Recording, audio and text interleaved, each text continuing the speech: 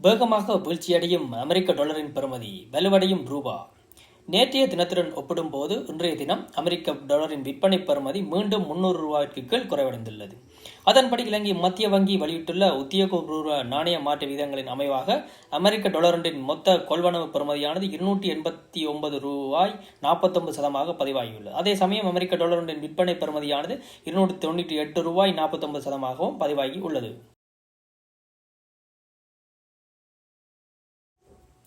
இலங்கையை வந்தடைந்தார் இந்திய வெளிவிகார அமைச்சர் ஜெய்சங்கர். இந்திய வெளிவிகார அமைச்சர் சுப்பிரமணியம் ஜெய்சங்கர் இன்று காலை இலங்கையை வந்தடைந்துள்ளார்.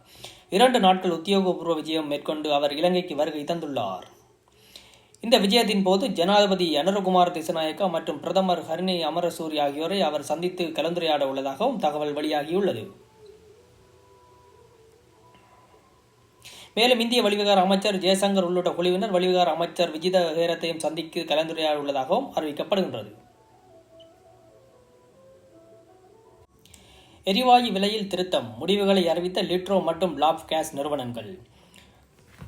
தமது எரிவாயுகளின் விலையில் இம்மாதம் எவ்வித திருத்தமும் மேற்கொள்ளப்படாது என்று லாப் எரிவாயு நிறுவனத்தின் பணியாளர்கள் கலாநிதி நிரேசன் பீரிஸ் தெரிவித்துள்ளார். ஏற்கனவே நடைமுறையில் உள்ள விலையிலே அக்டோபர் மாதம் முழுவதும் தொடர்ந்து விநியோகிக்கப்படும் என்றும் அறிவிக்கப்பட்டுள்ளது. இந்த வேளை லிட்ரோ எரிவாயு நிறுவனம் இம்மாதம் தமது எரிவாயு விலைகளில் மாற்றம் எதனையும் செய்யப்போவதில்லை என்றும் ஏற்கனவே உள்ள விலைகளின் அடிப்படையிலே இந்த மாதம் எரிவாயு விற்பனை செய்யப்படும் என்றும் அறிவிக்கப்படுகின்றது. அத்துடன் உலக சந்தையில் எரிவாயுவின் விலை அதிகரித்துள்ள போதிலும் மக்களுக்கு நிவாரணம் வழங்கும் நோக்கிலே நமது உள்நாட்டு எரிவாயு விலை அதிகரிக்க வேண்டாம் என்று தாம் தீர்மானித்துள்ளதாகவும் லிட்ரோ நிறுவனம் மேலும் அறிய தந்துள்ளது.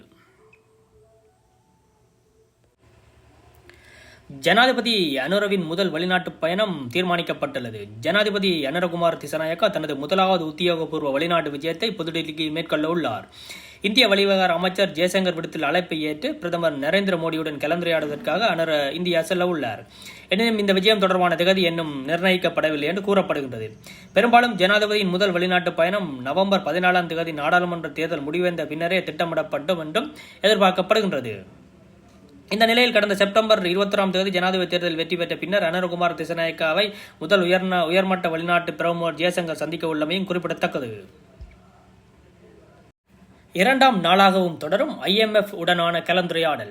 சர்வதேச நாணய நிதியத்தின் வேலை திட்டத்தை வலுவாக முன்னெடுத்துச் செல்வதற்காக ஜனாதிபதியின் அர்ப்பணிப்பை உறுதிப்படுத்தும் வகையில் ஜனாதிபதி அனுரகுமார் திசாநாயக்கா சர்வதேச நாணய நிதியத்தின் இடையிலான சந்திப்பை மேற்கொண்டுள்ளார். 2வது நாளாகவும் இன்று முற்பகல் ஜனாதிபதி அலுவலகத்தில் ஆரம்பமாகியுள்ளது. இந்த சந்திப்பில் சர்வதேச நாணய நிதியத்தின் ஆசிய பசிபிக் திணைக்களத்தின் பணிப்பாளர் கிருஷ்ண ஸ்ரீனிவாசன், சிரேஷ்ட தூதுக்குழு பிரதானி கலாநிதி பீட்டர் பிரியூப் உள்ளிட்ட சர்வதேச நாணய நிதியத்தின் சிரேஷ்ட தூதுக்குழுவினர் மற்றும் IMFின் பேச்சுவார்த்தைகளுக்கு நியமிக்கப்பட்ட இலங்கையின் பிரதிநிதிகளுடன் கலந்து கொள்ளப்பட்டுள்ளனர்.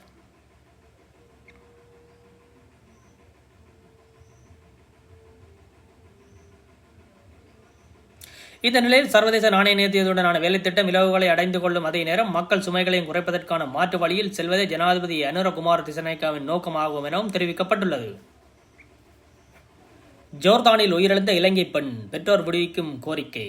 ஜோர்தானில் உள்ள ஆடை தொழிற்சாலையில் பணிபுரிந்த போது சுகவீனமடைந்து உயிரிழந்த மகளின் சடலத்தை விரைவில் இலங்கைக்கு கொண்டு வருமாறு பெற்றோர்கள் கோரிக்கை விடுத்துள்ளனர். கொஸ்கட வதுருவேல பிரதேசத்தில் வசிக்கும் பெற்றோர் உரிய அதிகாரிகளிடமே இது தொடர்பில் கோரிக்கை விடுத்துள்ளனர். ஜோர்தானில் உள்ள ஆடை தொழிற்சாலை ஒன்றில் பணிபுரிந்து வந்த 25 வயதான நதிசானி திசாநாயக்கவின் சடலத்தை ஒப்படைக்குமாறு கோரிக்கை விடுக்கப்பட்டுள்ளது.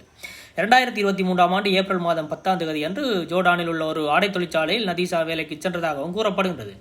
வயதான பெற்றோரை கவனித்துக் கொள்வதற்காகவும் வீட்டினை முழுமையாக கட்டி முடிப்பதற்காகவும் அவர் வெளிநாடு சென்றுள்ளதாக உயிரிழந்த பெண்ணின் சகோதரி ஒருவர் தெரிவித்துள்ளார்.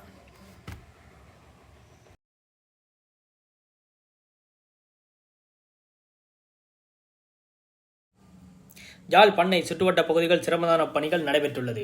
யாழ்ப்பாணம் பண்ணை சுற்றுவட்ட பகுதியில் இன்று காலை சிரமதான நடவடிக்கைகள் மேற்கொள்ளப்பட்டுள்ளது. சுகாதார தரப்பினர், போலீஸ், இராணுவத்தினர் பங்களிப்புடன் நடைபெற்ற இந்த நடவடிக்கையில் பிளாஸ்டிக் பொருட்கள் சேகரிப்புடன் விழிப்புணர்வு பாதைகளையும் மற்றும் பிளாஸ்டிக் சேகரிக்கும் கூடைகளையும் அங்கே வைக்கப்பட்டுள்ளன.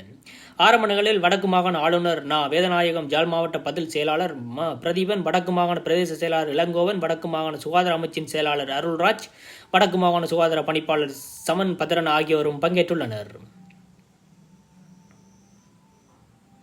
மேலும் ஜாழ்ப்பாண பிரதேச செயலாளர் சுதர்சன், ஜாழ்ப்பாண பிராந்திய சுகாதார சேவைகள் பணிப்பாளர் கேதீஸ்வரன், ராணுவ போலீஸ் உயர் அதிகாரிகள், கடற்படையினர்கள், சுகாதார உத்தியோகத்தர்கள் மற்றும் ஜாழ் மாநகர சபை ஊழியர்களும் கலந்து கொண்டுள்ளமை குறிப்பிடத்தக்கது.